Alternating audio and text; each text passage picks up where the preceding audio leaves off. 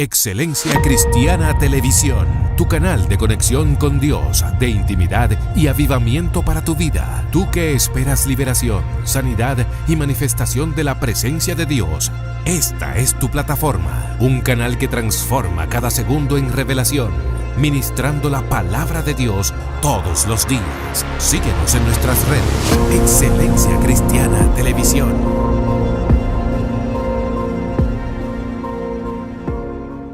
Amados, Dios les bendiga. Agradecemos al Señor por este tiempo maravilloso que podemos compartir, un tiempo de bendición, de edificación y sobre todo de restauración de nuestras vidas espirituales. En este tiempo me acompaña un amigo, un pastor, un hermano al que le tengo gran aprecio, mi hermano pastor Felipe Mendoza. Felipe, bienvenido a Zona Sobrenatural. Gracias por darme la oportunidad de compartir con la audiencia que te sigue. Para mí es de bendición estar con ustedes en esta hora. Amén, Felipe, qué honor. Me gustaría escucharte conversar. Hay tantas cosas que conversar contigo porque yo sé que eres un conocedor y un hombre que tiene una experiencia de larga data en el Señor. ¿Y de qué tema te gustaría que conversemos con nuestros hermanos y amigos que nos escuchan, que nos siguen, que nos ven? No, como te digo, el tema que tú introduzcas, por ahí vamos a hablar. Hay tantas cosas que hablar del Evangelio, de nuestro recorrer y transitar por estos caminos, que no tenemos un tema en particular para tratar, pero sí lo que tú propongas, vamos a meterle mano a eso. Aleluya. Felipe, tu experiencia en el Señor, yo sé que yo te conozco hace más de 20 años, hace mucho tiempo. De los 80. De los 80, hace más de 20, 30 años. Y te distingo desde que te conozco, por supuesto, sin endiosarte, Aleluya, sin venderte como un Dios. Ha mantenido tú también un ejemplo, un testimonio, una trayectoria, con alta, con baja, con flaqueza, con debilidades, como yo, como todos, pero ha mantenido un testimonio y una integridad y una fidelidad que también es digna de destacar. Gloria al Señor. Aunque estemos a la distancia, yo siempre le doy seguimiento a la gente que son mía y tú eres de lo mío. Gracias, amado, soy igual. Amén. Amén, qué bueno. Felipe, hay una palabra de Dios que tú tienes, que Dios ha depositado en ti. Yo quiero que la compartas hoy con la multitud, con las personas que nos siguen. Bien, antes de dar la palabra, yo quiero testificar algo que no quiero pasarlo por alto. Amén.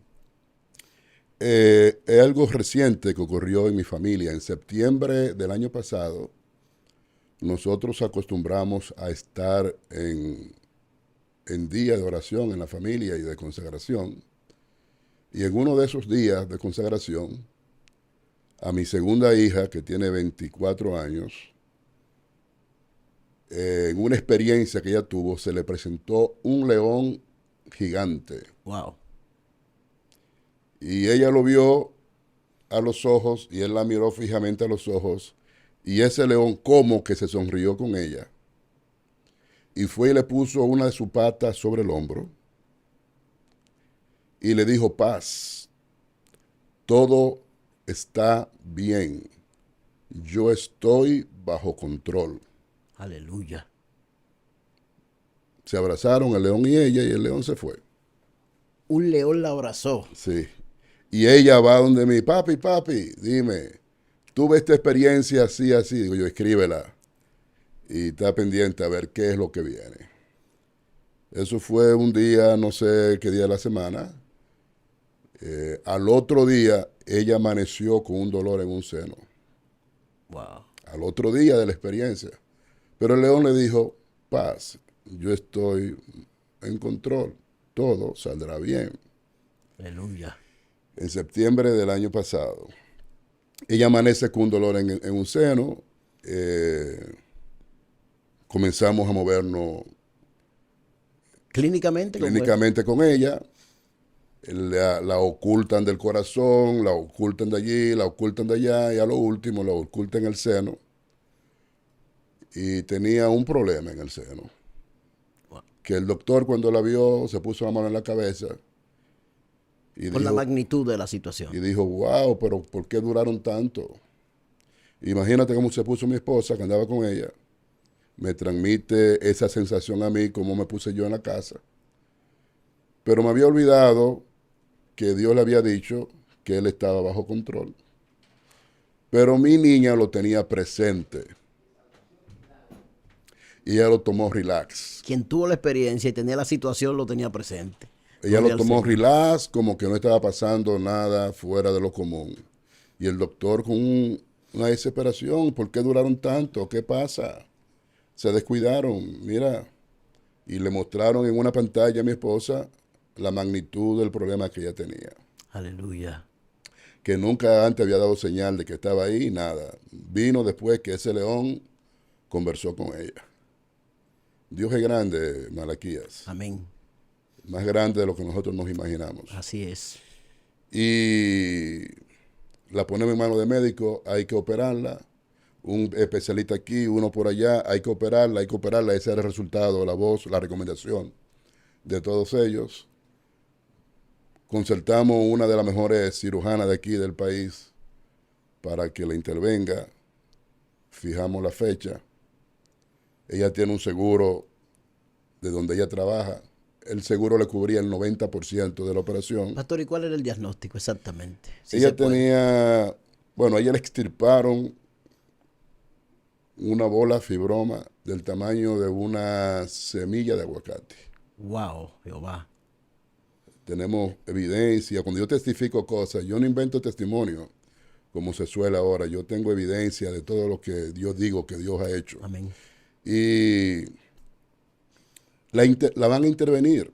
Tiene su seguro, le cubren el 90% de la operación, bien todo. Pero ella había solicitado un cambio del seguro donde ella estaba al seguro estatal porque se rumoraba que el seguro de ella lo iban a cerrar.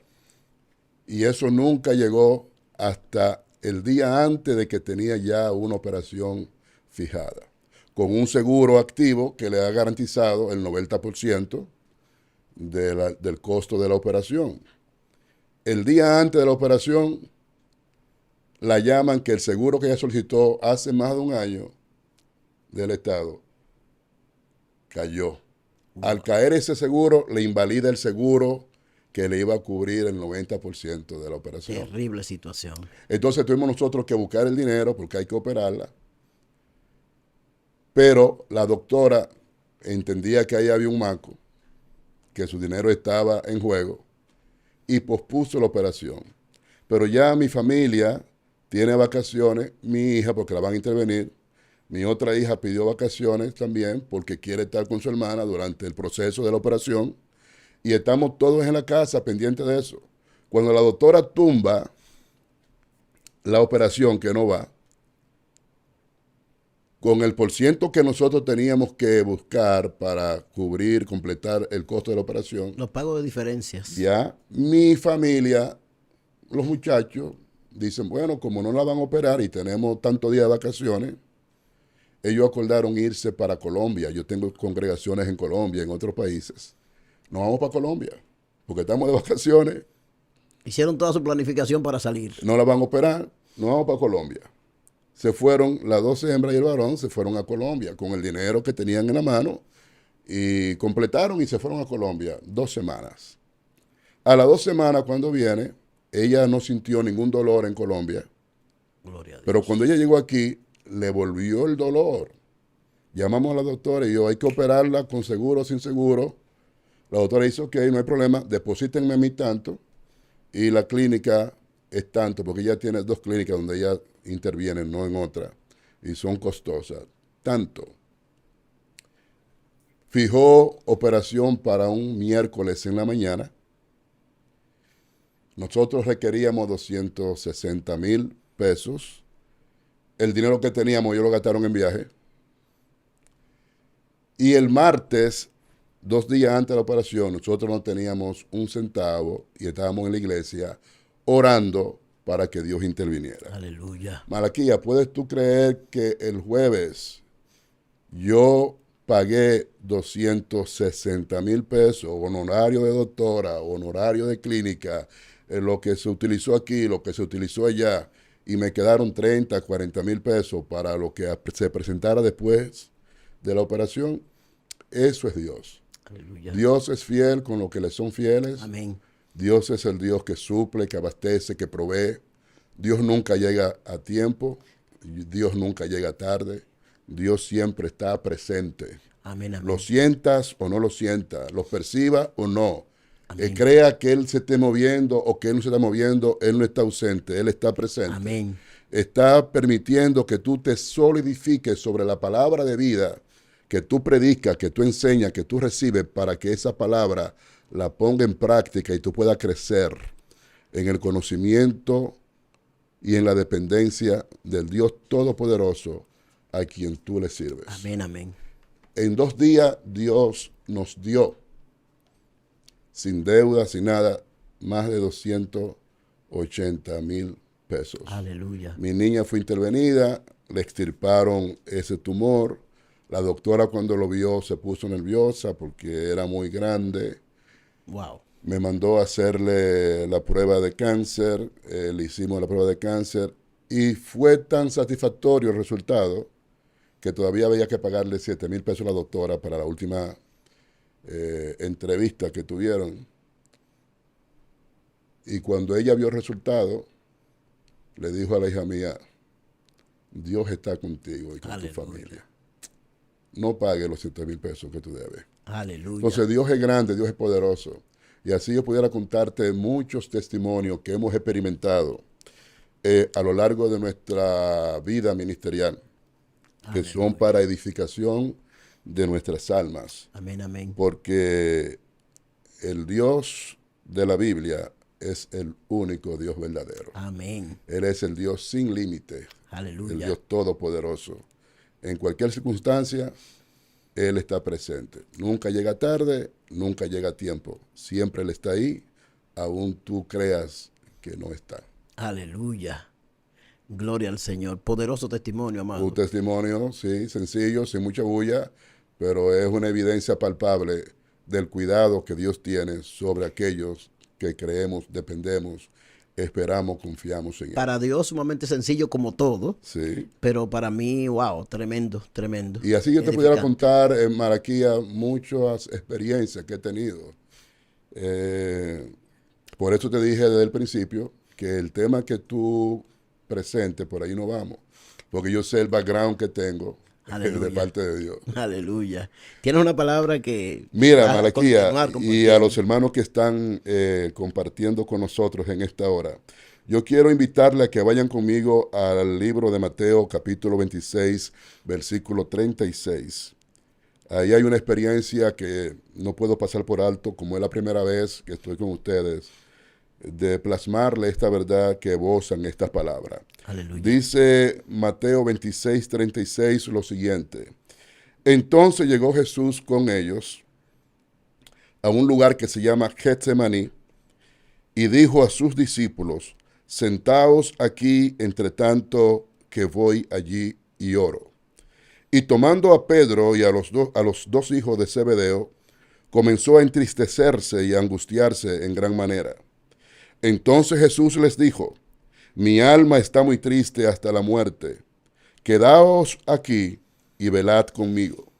Yendo un poco adelante, se postró sobre su rostro, orando y diciendo, Padre mío, si es posible, pase de mí esta copa, pero no sea como yo quiero, sino como tú. Vino luego a sus discípulos, los halló durmiendo y dijo a Pedro, ¿así que no habéis podido velar conmigo una hora? Velad y orad para que no entréis en tentación. El espíritu, a la verdad, está dispuesto, pero la carne es débil. Gloria al Señor. Yo quiero hablar sobre el tema la victoria de la cruz.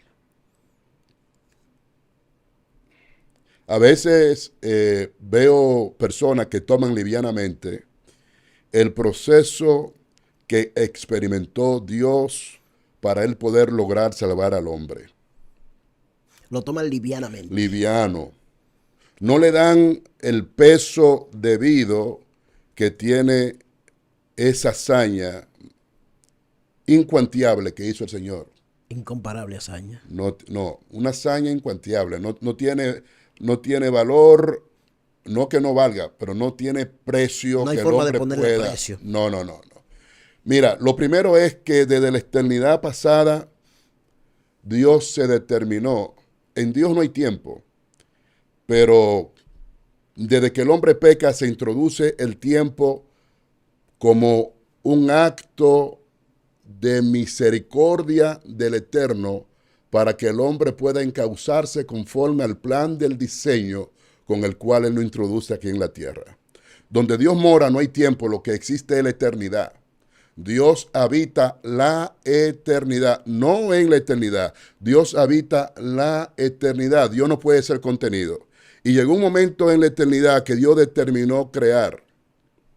Y la forma más sencilla que Él encontró para crear fue humillándose a Él mismo. Esto en teología se llama el ministerio de humillación. Dios comienza a ser humillado, no cuando Él viene como hombre, sino desde la eternidad pasada, porque desde la eternidad pasada Él tuvo que resolutarse, desprenderse de su trono en gloria y venir a la tierra como hombre para Él poder salvar a la raza humana. Cabe decir que lo único legal en la tierra es Dios, es el hombre. Ni siquiera Dios es legal en la tierra. Wow, ¿cómo así, pastor? Sí. Génesis capítulo 1, versículo 26, te dice el plan y el propósito como Dios va a crear la humanidad. Dice Dios, hablando con él mismo, Elohim. Elohim es la plenitud de la deidad, la sumatoria de todos los atributos que definen a Dios, eso es Elohim. Hablando con él mismo, dice, hagamos al hombre a nuestra imagen conforme a nuestra semejanza. Es un error decir que Dios nos hizo a su semejanza, porque entonces eso no define que el hombre haya pecado. El hombre fue hecho a la imagen de Dios, pero no a su semejanza. El versículo no implica que Dios nos hizo a su semejanza, sino que reitera y sazona que nos hizo a su imagen, a su imagen, a su imagen, y estamos luchando para alcanzar la semejanza a la cual tenemos derecho por diseño. ¿Y cómo se traduce conforme a su semejanza que aparece en ese? Es que semejanza es idéntico a. ¿Idéntico? Sí. Entonces, si Adán hubiera sido hecho idéntico a Dios, no peca. Hay una teología que dice que semejanza es igual. Idéntico a. Personalidad. Entonces, el hombre fue hecho a la imagen de Dios. Tiene los atributos y las prerrogativas que definen a Dios, limitado en su condición de criatura, pero no alcanzó la semejanza, porque el hombre cuando pecó fue sacado de Gan Edén, del huerto del Edén, se sacó y ahí era el lugar donde él iba a alcanzar la semejanza. Y ahora estamos trabajando, todo lo que estamos viviendo y experimentando es para alcanzar esa semejanza. Aleluya. Entonces, lo segundo es que él dice el propósito por el cual él crea al hombre. Santo. Dice, para que señoree. Sí. ¿Para qué fue creado el hombre? Para señorear. Señorear, una palabra hebrea que es manlacá. Ejercer dominio, poder y autoridad sobre un territorio asignado. Eso es señorear. Porque en la mente de Dios, como Él es el rey de todo el Milky Way, Él determinó hacer una especie diferente a Él, pero semejante a Él, para que sea en lo creado lo que Él es en todo el Milky Way. O sea, el concepto de la creación del hombre se circunscribe a tiempo y espacio con relación a Dios, que habita la eternidad. Dios habita la eternidad. Pero entonces el hombre está limitado al tiempo desde la caída de Adán, porque el tiempo es un paréntesis entre la eternidad. Fue la única forma que Dios encontró más sencilla para expresar su misericordia a la raza humana caída y extenderle la oportunidad al hombre de que se reconcilie con su creador y pueda encauzarse al plan de diseño con el cual el hombre fue creado. ¿Y antes de la caída el hombre iba a ser eterno? El hombre era eterno. El hombre fue creado para ser eterno. Cuando Adán pecó, Adán no solamente perdió el reino, perdió el poder, perdió la autoridad. El hombre perdió la semejanza de eternidad que heredó de Dios. O sea, la naturaleza que el hombre fue hecho fue diseñado para ser eterno. Ese plano. Desde ahí, desde el Edén. El pecado fue quien introduce la muerte y la separación. Y es bueno que tú me toques ese tema para entender por qué Jesús pudo llegar a la cruz. Porque la gente cree que Jesús llegó a la cruz porque Él dijo, voy a sacrificarme. No, a la cruz no va sino Él, dilo, el pecador. El pecador. Si tú no pecas, no puedes ir a la cruz. Así es. Si entonces, tú no pecas, la muerte no puede enseñorearte de ti. Entonces hay una contradicción porque Jesús no peca, en Él no hubo No, pecado. No hay una contradicción, pero Él asumió el pecado. Y vamos a llegar allá. Entonces, por eso quise venir por aquí, por Getsemaní, porque yo sé el calibre de enseñanza que tú tienes, y dije, yo no puedo ir a inventar un de Malaquías, tengo que llevar algo que esté a la altura de lo que él enseña. Entonces, Getsemaní me permite a mí visualizar el ministerio de humillación de Dios. Aleluya. Porque todo hombre que es llamado al ministerio tiene que ser procesado. Aleluya. La salvación y ejercer un ministerio no es un hour catcher, una huevita. Déjamela a mí que yo la tengo, no. Todo hombre que ha sido llamado al ministerio tiene que ser procesado. Getsemaní, tipológicamente, en teología, es el lugar donde se procesan los ministerios. ¿Ah? Así es. Es un molino de piedra, 2 piedras grandes machacando semilla para sacar aceite. Lo que le da nutrición al cuerpo se saca bajo un machacar. Eso es Getsemaní. Todo hombre, tú, el ministro, nosotros, todo hombre que ha sido llamado al ministerio tiene que confrontar un Getsemaní. Hay pruebas que tú la disfrutas y tú dices, yo me la gozo, Dios se va a glorificar. Y te viene otra y tú dices, no hay problema, Dios está conmigo. Pero viene una que te pone entre la espada y la pared y la postura que tú asumiste ante otras pruebas, tú no las asumes y no tienes salida y como que no razona, como que no ves puertas abiertas, porque ese es tu Getsemaní. Esa es la prueba crucial que todo hombre o mujer llamados al ministerio tiene que confrontar. Muchos fracasan, muchos cometen error como David, pero se mantienen firmes en Dios y no malogran el plan.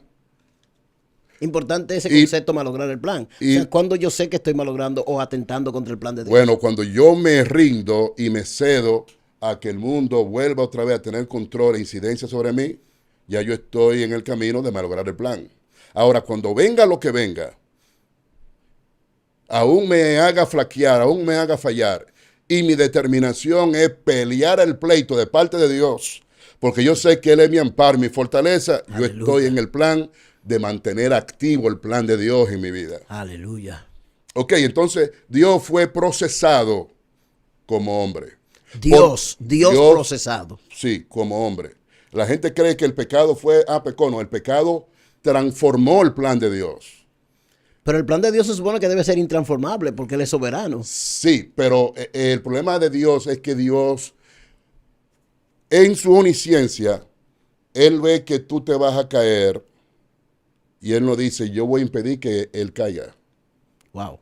Él no puede intervenir en esa libertad con la cual Él te creó. Pero como un padre permite, o sea, ¿sería un padre permisivo en ese contexto? No, es que esa es la forma como el hombre. Hay un libro que se llama el libro de Adán y Eva, que cuando Adán pecó, Dios tuvo que quedarse con Adán durante un tiempo en el huerto para que Adán se conociera en sus limitaciones como pecador, porque él no era diestro. Dios conocía al Adán que él creó, pero él no conocía al Adán que pecó. Y una de las razones de 7 por la cual Dios tiene que hacerse hombre es porque Él tiene que conocer a su máxima creación, que eres tú y que soy yo, en tu condición de pecado. Porque cuando Adán pecó, Adán está bajo el manto del pecado y Dios no tiene acceso al pecado. Entonces, la única forma que Él tiene para conocer a Malaquías como hombre sujeto a pecado es haciéndose hombre. Si Él no se hace hombre, Él no conoce a Malaquías en su condición de pecado. Si Él no es afligido, azotado, maltratado, vejado, probado, como es probado Malaquías, Él no está en condición de conocer cómo se siente Malaquías bajo una presión y un ataque del diablo. Eso trae un sinnúmero de preguntas sobre la... Todo lo que ustedes quieran. Aquí yo no tengo reserva, no tengo tiempo. Estoy Aleluya. Contigo. Todo lo que ustedes quieran. La naturaleza de Dios, que es perfecta, pero está el concepto de la omnisapiencia. Él sabía sí o no lo que venía. Sí, Él sabía lo que venía, pero su condición de Dios no le permite evitarlo. Su condición de Dios es lo que le permite, porque Dios es justo. Ok, que se encauce conforme a lo que venga y que Él reaccione a lo que venga conforme a la relación que Él tiene conmigo y a la palabra. Aleluya. Entonces, ese juego es lo que te va a ti a dar crecimiento en Dios. Es complejo lo que te estoy diciendo. Entonces, cuando Dios se hace hombre, Dios tiene que ser procesado. Y su sufrimiento no comienza en el momento en que él nace, sino desde la eternidad pasada. Por lo que lo primero que él tuvo que hacer para él venir a la tierra fue dividirse. El pecado es lo único que logró dividir a Dios. Él tuvo que dejar su esencia, que lo hace a Dios, sentado en su trono en gloria, para él venir a semejanza de Adán, el Adán Harishon. En la Biblia, nosotros leemos Adán, pero la Biblia habla de Adán Cadmón, Adán Jajarón, Adán Harishon. Entonces, para él venir como el segundo Adán, él tuvo que dividirse. Fíjese lo fuerte que es el pecado, que logró que el Dios único se divida. El pecado no es cualquier cosa, que provoca a Dios a hacer una separación en sí mismo. Por amor. Por amor. Porque es que lo único legal en la tierra es el ser humano. Ya. Ningún espíritu es legal en la tierra. Así es. Ni siquiera el Espíritu Santo es legal en la tierra. Para que el Espíritu Santo pueda hablar, machoquenda lea, y tú brincar, y tú decir que viste, y tú revelar el oculto, él tiene que estar dentro de un legal. Si él no está dentro de un legal, él no puede operar.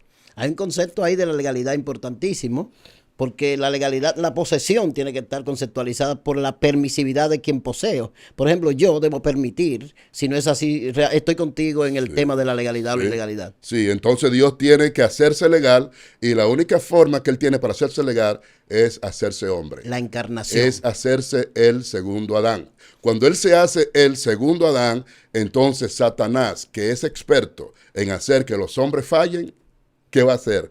Lo va a atacar a él. Y lo atacó a él con todo, con que los hombres son atacados, pero sin caída, sin mancha, sin contaminación.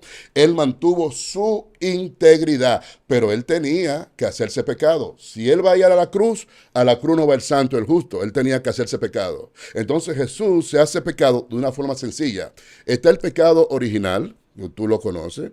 Está el pecado dado en herencia a la raza humana a través de Adán, que tú lo conoces.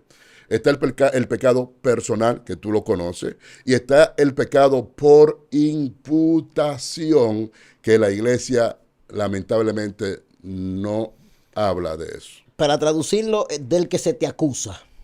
El pecado por imputación, para entenderlo, tenemos que irlo al Antiguo Testamento, a la tipología de que se buscaban dos ovejas y una de esas ovejas se le imputaba el pecado del pueblo. Los animales no pecan porque ellos mantienen su integridad de diseño. Dentro de todo lo creado, lo que peca es el ser humano. Entonces, están buscando un animal dócil, sumiso, obediente, sencillo, para tipificarlo con el Mesías. Pero ese animal que no peca, no hay forma de que él peque, se le imputa a ese inocente los pecados del pueblo y se manda al desierto. Wow. Entonces Jesús, como el Cordero de Dios que quita el pecado del mundo, él es esa ovejita a la cual se le pone. La oveja no peca, ella es perfecta, ella es santa, ella es pura, no tiene naturaleza pecaminosa, pero por su naturaleza ella se le imponen los pecados de todo un pueblo, ¿entiende? Ese pueblo mundo, y se manda al desierto. Y en el desierto es devorada por las fieras. Eso mismo fue lo que hizo Jesucristo. Él fue probado y tentado en todo, pero no violó su naturaleza. Se mantuvo en santidad, en pureza, en obediencia, en sujeción al Dios Todopoderoso que lo envió como hijo, pero él tenía que ir a la cruz. Y a la cruz no va el santo, a la cruz no va el justo, a la cruz no va el perfecto. Él tenía que morir, y si no tiene pecado, no puede morir, porque la muerte se enseñorea del que peca. Entonces, fíjate cómo se le va complicando la cosa, porque la gente cree, sí, murió en la cruz y ya no. Le complicó el asunto a Dios. Dios tuvo que ser procesado y humillado para que nosotros hoy exhibamos el evangelio que nosotros predicamos. Y el contexto de que el justo muere por los pecadores, porque se le está imputando, y lo que se imputa según el lenguaje jurídico es lo que se demuestra. Pero en el lenguaje judicial usted tiene que demostrar lo que... No necesariamente. Tú has visto en la vida real, no sé si se da, por dinero sí, pero tú has visto en película y en drama que una persona X comete un delito y alguien dice, yo me voy a hacer responsable. Es el garante. Yo me voy a ser responsable. Vete, yo voy a decir que fui yo que lo cometí. Eso es una culpa por imputación. El juez va a dar un veredicto, pero en sí no es justo, porque en sí yo no cometí el crimen, lo cometió él. Entonces, a Jesús se le imputan los pecados de la humanidad, como el Cordero de Dios que quita el pecado del mundo. Y él, sin cometer el pecado de él mismo, él lleva los pecados de la humanidad. ¿Tú te imaginas un cuerpo que sea fornicario, adúltero, brujo, todos los pecados del mundo? Jesús absorbió con todos los pecados del mundo, los que fueron antes de él, los que eran durante él y lo que es hasta ahora. Él llevó todos los pecados del mundo, todas las enfermedades del mundo. Eso es lo que dice Isaías capítulo 51. Amén. Él llevó nuestras debilidades, nuestras enfermedades, nuestros pecados, nuestras culpas. Todo él lo llevó para hacerte a ti libre. Amén. Entonces ese es su ministerio de humillación. En el cuadro social que se da, pastor, con Jesús, en el momento de la crucifixión, hay un cuadro de acusación pública y los que lo acusan tenían calidad moral o social o religiosa para hacerlo. De alguna forma se crea la perspectiva social y política de la imputación. Era creíble quienes originalmente lo acusaron. Sí, para muchos ese fue el pago justo que a él se le dio. Para muchos. Nosotros tenemos la luz de entender esto porque estamos en él y contenemos su Espíritu Santo. Amén. Pero cualquier hermano que esté en la iglesia, que no esté con un espíritu dócil y con hambre de aprender las Escrituras y que tenga la capacidad de aprender a desaprender para aprender lo que sí es, va a estar en el limbo también. Hay iglesias donde yo voy que yo no puedo hablar de esto y estoy hablando de esto porque estoy aquí contigo. Santo. Yo voy a iglesia, lo que voy es fuego, poder, unción, autoridad y esto. Sí, pero lo que se debe saber, lo que se debe conocer. La esencia, mira, la iglesia está tan limitada, lamentablemente, el ministro que me perdone, me imagino que su iglesia no es así, que la iglesia no sabe adoctrinar a sus miembros. La iglesia está adoctrinando a la carne. No conduzca, no haga, no vaya, no venga, no vire, no diga, no te junte, no comparta, no esto. Eso es lo que la iglesia tiene como doctrina. Aparte de eso, ofrenda, da, siembra, esto. Eso es lo que pero el adoctrinamiento del alma, el adoctrinamiento de ese componente del ser que te accesa a Dios y que te garantiza salvación, que tú eres consciente de que sí soy salvo, de que sí Dios está conmigo, de que sí yo lo vivo, lo experimento. La iglesia no está adoctrinando eso.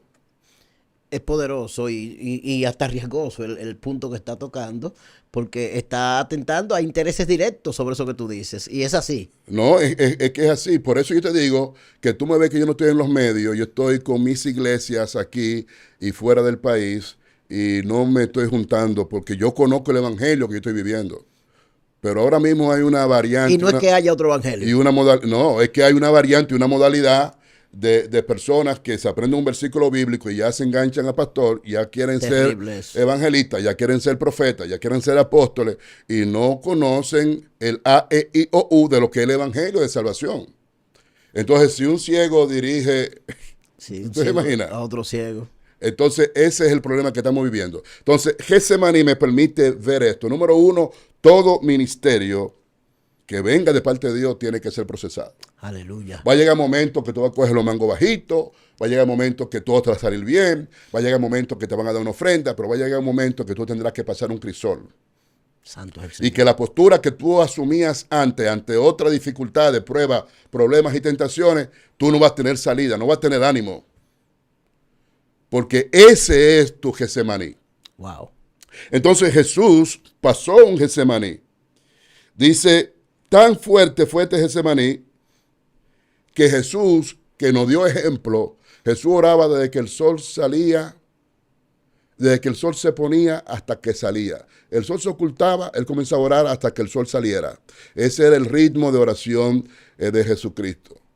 Y siempre oraba solo, él se apartaba a orar, siempre él tenía un petit comité, dentro de los 12 habían 3 que siempre estaban con él, Pedro, Jacobo y Juan, siempre estaban con él donde quiera que él estuviera, pero cuando él iba a orar, esos 3 estaban cercanos a él, los otros apóstoles estaban en sus tiendas jugando, relajando, haciendo chistes, pero estos 3 siempre estaban con él donde quiera que él iba y al momento de orar ellos estaban cercanos a él, pero él estaba orando solo, porque la oración es una intimidad con Dios. Amén. La oración congregacional en la iglesia está bien para cubrir el tiempo de culto, pero la oración íntima tuya que define el ministerio conforme al llamado que Dios te haya hecho y la responsabilidad asignada es un asunto de intimidad. Por eso tranca la puerta y tú y él a sola en tu recámara, él te recompensará en público. Amén. Porque oración es una intimidad. Oración es un derecho legal que usted le da a Dios para que él pueda hacer en la tierra lo que él necesita hacer. Amén. Poderoso eso. Porque si tú no oras, Dios no puede sanar. Amén. Porque si tú no oras, Él no puede libertar. Él necesita un hombre, una mujer que ore para Él poder intervenir. Porque Dios no viola la legalidad con la cual Él creó al hombre. Así es. Entonces, fíjate lo interesante que es esto. Si la iglesia no orara, Dios no accionara, Dios no activara, Dios no se manifestara, Dios no resolviera, Dios no hiciera, Dios no interviniera. Él necesita que la iglesia ore, porque es la forma que tú le dices, te presto mi legalidad y mis limitaciones facultativas para que tú A través de mí. haga lo que tiene que hacer. Aleluya. Porque Él como Dios no puede hacerlo Necesita valerse. de un legal que es el ser humano. Cabe decir que Jesús, durante su ministerio, nunca hizo nada como Dios. Lo hizo como un hombre que dependía del Padre, Amén. como uno que se sujetaba del Padre. Yo no digo lo que yo quiero, sino lo que yo he escuchado al Padre decir. Yo no hago lo que yo quiero, sino donde el Padre me ha determinado que yo vaya. Yo no concluyo lo que yo entienda, sino lo que el Padre ha proyectado que yo tenga que concluir, que administrar, que dar. Entonces, este es el asunto. Entonces, él nos acostumbró a que Él era autosuficiente para orar. Pero en Getsemaní, Él le pide a su petit comité, quédense aquí y velen conmigo. Tú puedes entender por esta expresión un hombre que está acostumbrado a orar desde que el sol se pone hasta que el sol sale, todos los días, y que ahora, en lugar de asumir la postura que a él lo regula y lo define, él le diga a Felipe, que es limitado e imperfecto, a Malaquía, que es limitado e imperfecto, un poquito menos que Felipe es más imperfecto, más limitado, al ministro, que está superior a nosotros, pero limitado e imperfecto, nos pide a nosotros tres, por favor, velen conmigo.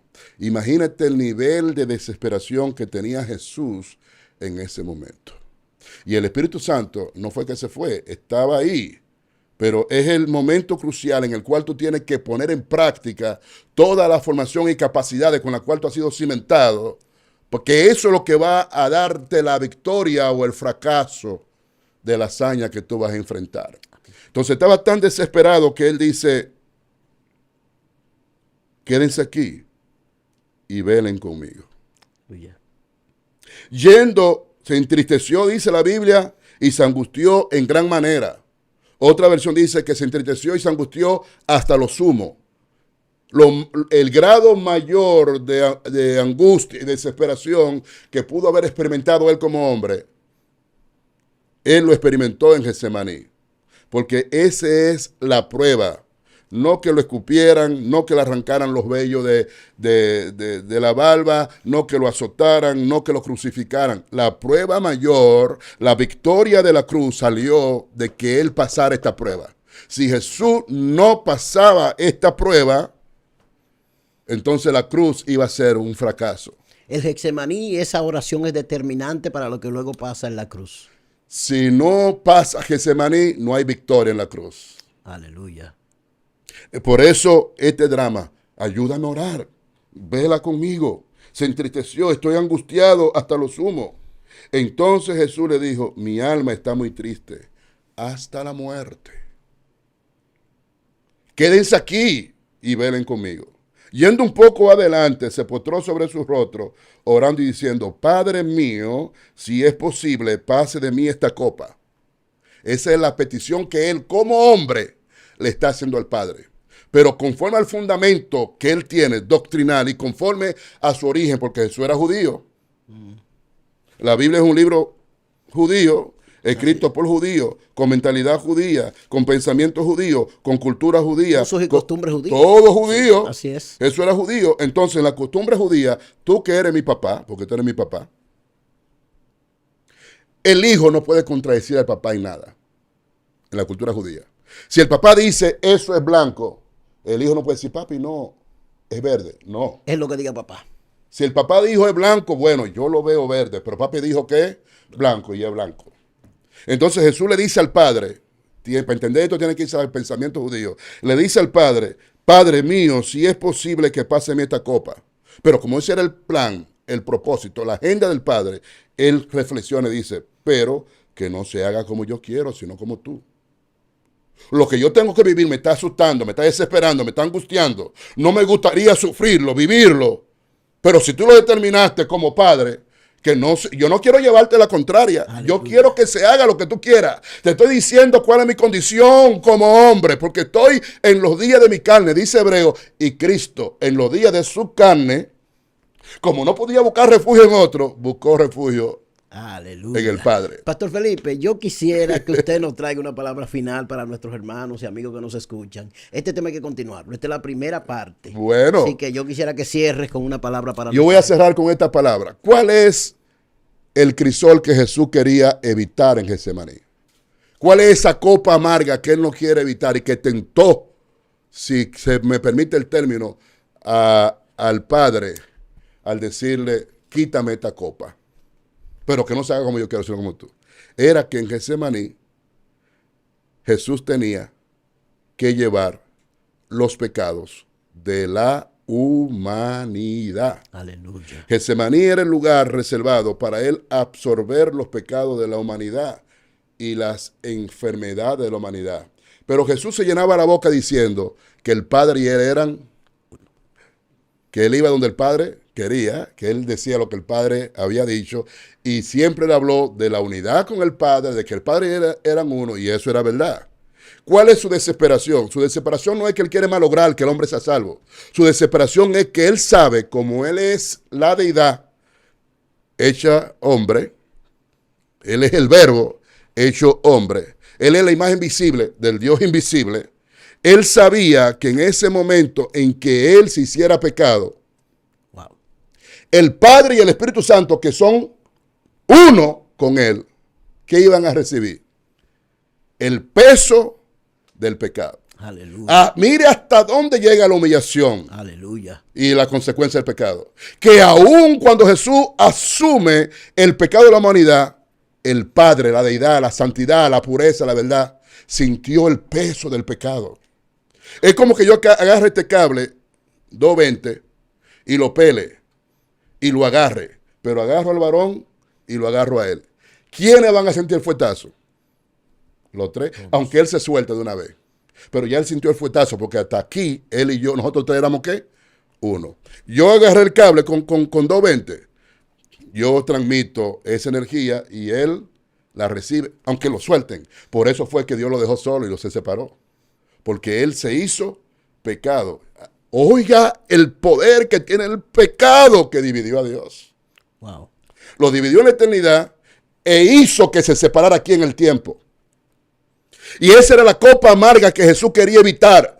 No hay otra forma de que yo salve al hombre sin que yo tenga que contaminar tu deidad, tu santidad, tu pureza. Porque él sabía que en el momento en que él se hiciera pecado, los otros dos componentes de la deidad iban a sentir la carga del pecado y él quería evitarle a ellos eso. Wow. Como él tuvo esa capacidad, y aquí viene la conclusión, entonces el Padre dijo, wow, todo lo que Felipe necesite, todo lo que Felipe requiera, en su oficina de ingeniería, en su oficina del ministerio, en su concilio, en la escuela de ministerio, todo lo que él necesite, en todo, lo va a conseguir a través del nombre de Jesucristo. Aleluya. Porque Él fue aquel que se hizo hombre y que siendo santo, justo, perfecto, sin contaminación, sin mancha, sin inmundicia, sin caída, sin fracaso, por imputación,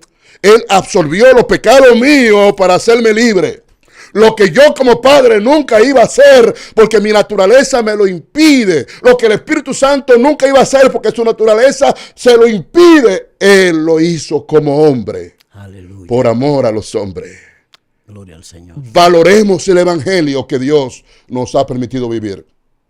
Asumamos compromisos de responsabilidad con Dios y con su palabra. Vivamos a la altura del llamado que Dios nos ha hecho. Nadie está en el evangelio obligado. Todos hemos sido llamados. Todos hemos concordado con aceptar el llamado que Dios nos ha hecho. Valoremos ese sacrificio, ese ejemplo de entrega, de dedicación, de devoción, para que nosotros seamos contados de aquellos que sean recompensados aparte de la salvación. Gracias. Amados, Dios bendiga a todos y todas los que han escuchado este tiempo maravilloso, que esas palabras hayan calado lo más profundo de su corazón. Que Dios bendiga a nuestro hermano pastor Felipe Mendoza. Gracias, Malaquías. Yo soy su hermano Juan Malaquías y esto es Zona Sobrenatural. Comente, dele like, síganos. Dios le bendiga y hasta la próxima. Excelencia Cristiana Televisión, tu canal de conexión con Dios, de intimidad y avivamiento para tu vida. Tú que esperas liberación, sanidad y manifestación de la presencia de Dios. Esta es tu plataforma, un canal que transforma cada segundo en revelación, ministrando la palabra de Dios todos los días. Síguenos en nuestras redes. Excelencia Cristiana Televisión.